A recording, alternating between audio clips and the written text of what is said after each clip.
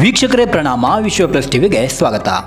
ಯೋಗವೆಂಬಂತೆ G20 ರಾಷ್ಟ್ರಗಳ ಅಧ್ಯಕ್ಷ ಸ್ಥಾನ ಭಾರತಕ್ಕೆ ಒಲಿದು ಬಂದಿತ್ತು.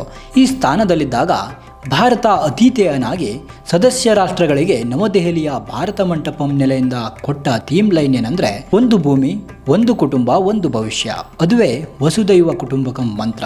ಈ ಮಾತಿಗೆ ಅನುಗುಣವಾಗಿ ಈಗ ಕೆಲವು ವರ್ಷಗಳಿಂದ ಸನಾತನ ಆರೋಗ್ಯ ಪಾಲನೆಯ ಕ್ರಿಯೆ ಯೋಗವು ಅಂತಾರಾಷ್ಟ್ರೀಯ ಆರೋಗ್ಯ ಸಾಧನವಾಗಿ ಮಾರ್ಪಟ್ಟಿದೆ. ಮನಸ್ಸಿಗೆ ಪ್ರಸನ್ನತೆ, ದೇಹಕ್ಕೆ ದೃಢ ಕಾರ್ಯವನ್ನು ತಂದಿಡುವ ಸನಾತನದ ಅಭ್ಯಾಸ ಕ್ರಿಯೆ ಈ ನಮ್ಮ ಯೋಗ. ಜೂನ್ 21 ಇಂಥ ಯೋಗಾಭ್ಯಾಸದ ಅಂತಾರಾಷ್ಟ್ರೀಯ ದಿನ. ಈ ಸಲದ ಅಂತಾರಾಷ್ಟ್ರೀಯ ಯೋಗ ದಿನದ ಆಚರಣೆಗಾಗಿ ಶ್ರೀನಗರದ ಶೇರ್ ಎ ಕಾಶ್ಮೀರ್ ಕಾನ್ಫರೆನ್ಸ್ ಸೆಂಟರ್ನಲ್ಲಿ ಪ್ರಧಾನ ಯೋಗ ಕಾರ್ಯಕ್ರಮ ನಿಯೋಜನೆಗೊಂಡಿದೆ. ದಶಕಗಳಿಂದ 370ನೇ ವಿಧಿಯ ಚೌಕಟ್ಟಿನಲ್ಲಿ ನಲುಗಿ ಹೋಗಿದ್ದ ಜಮ್ಮು ಕಾಶ್ಮೀರದ ಜನರಿಗೆ 370ರ ಸಂಕೋಲೆಯಿಂದ ಈಗ ಬಿಡುಗಡೆ ಸಿಕ್ಕಿದೆ. ನಿಜವಾದ ಸ್ವಾತಂತ್ರ್ಯದ ಅರ್ಥ ಮತ್ತು ಬದುಕನ್ನು ಕಾಶ್ಮೀರಿ ಜನರಿಗೆ ತಂದಿಟ್ಟ ಧೀರ ಯಾರಾದರೂ ಇದ್ದರೆ ಅದು ಹ್ಯಾಟ್ರಿಕ್ ಪ್ರಧಾನ ಸೇವಕ ನರೇಂದ್ರ ಮೋದಿ. ಈಗ ಆರೋಗ್ಯ ಪಾಲನೆಗೆ ಸನಾತನದ ಅಭ್ಯಾಸವಾದ ಯೋಗ ಕಾರ್ಯಕ್ರಮವನ್ನು ಇದೇ ಶ್ರೀನಗರದಲ್ಲಿ ಏರ್ಪಡಿಸಲು ಸಲಹೆ ನೀಡಿ ಅಂತಾರಾಷ್ಟ್ರೀಯ ಮಟ್ಟಕ್ಕೆ ಮತ್ತೊಂದು ಸಂದೇಶ ರವಾನಿಸಿದ್ದಾರೆ.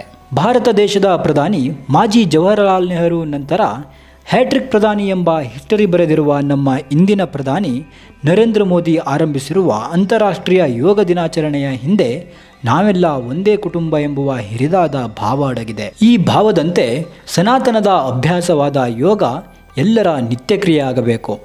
ಅದರಿಂದ ವಿಶ್ವ ಸದೃಢಗೊಳ್ಳಬೇಕು ಎಂಬುದು ಭಾರತದ ಈ ಸುಪೂತನ ಉದ್ದೇಶವಾಗಿದೆ.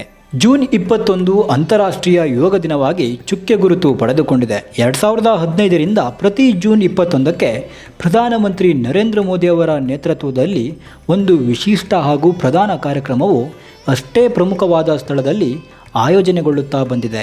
ಪ್ರತಿ ಬಾರಿಯೂ ಪ್ರಧಾನಮಂತ್ರಿಯವರೇ ಈ ಪ್ರಮುಖ ಕಾರ್ಯಕ್ರಮದಲ್ಲಿ ಪ್ರಧಾನ ಅತಿಥಿಯಾಗಿ ಖುದ್ದು ಪಾಲ್ಗೊಳ್ಳುತ್ತಿದ್ದಾರೆ.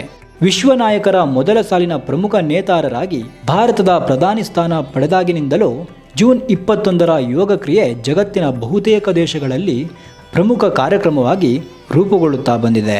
ಇದುವರೆಗೆ ಚಂಡೀಗಢ, ಡೆಹ್ರಾಡೂನ್, ರಾಂಚಿ, ಲಕ್ನೋ ಹಾಗೂ ಮೈಸೂರು ನಗರಗಳಲ್ಲಿ ಪ್ರಧಾನ ಯೋಗ ಕಾರ್ಯಕ್ರಮಗಳು ಸಾಗಿ ಬಂದಿವೆ. ಅದರಂತೆ ಈ ಬಾರಿ ಭಾರತದ ಮುಕುಟವಾಗಿರುವ ಕಣಿವೆ ರಾಜ್ಯ ಜಮ್ಮು ಕಾಶ್ಮೀರದ ಶ್ರೀನಗರದಲ್ಲಿ ಪ್ರಧಾನಮಂತ್ರಿಯವರು ಖುದ್ದು ಪಾಲ್ಗೊಳ್ಳುವ ಪ್ರಧಾನ ಯೋಗ ಕಾರ್ಯಕ್ರಮ ಆಯೋಜನೆಗೊಂಡಿದೆ. ಯೋಗ ಕಾರ್ಯಕ್ರಮದ ಆಯೋಜಕರ ಈ ತೀರ್ಮಾನ ನಮ್ಮ ಜಮ್ಮು ಕಾಶ್ಮೀರದತ್ತ ಇಡೀ ದೇಶದ ನೋಟ ನೀಡುವಂತೆ ಮಾಡಿದೆ. ಸನಾತನ ಪದ್ಧತಿಯಲ್ಲಿ ಬರುವ ಯೋಗ ಕ್ರಿಯೆ ಎಲ್ಲರ ಮನಸ್ಸಿಗೆ ಪ್ರಸನ್ನತೆಯ, ವಿಶ್ವಾಸ ಹಾಗೂ ದೇಹಕ್ಕೆ ಸದೃಢತೆಯ ಬಲವನ್ನು ತಂದುಕೊಡಲಿ. ಸಹಕಾರದ ಜೀವನ ನಮ್ಮೆಲ್ಲರದಾಗಲಿ ಎಂದು ವಿಶ್ವ ಪ್ಲಸ್ ಟಿವಿ ತಂಡ ಸದಾಶಯದ ಶುಭಕಾಮನೆಗಳನ್ನು ತಿಳಿಸಲು ಬಯಸುತ್ತದೆ.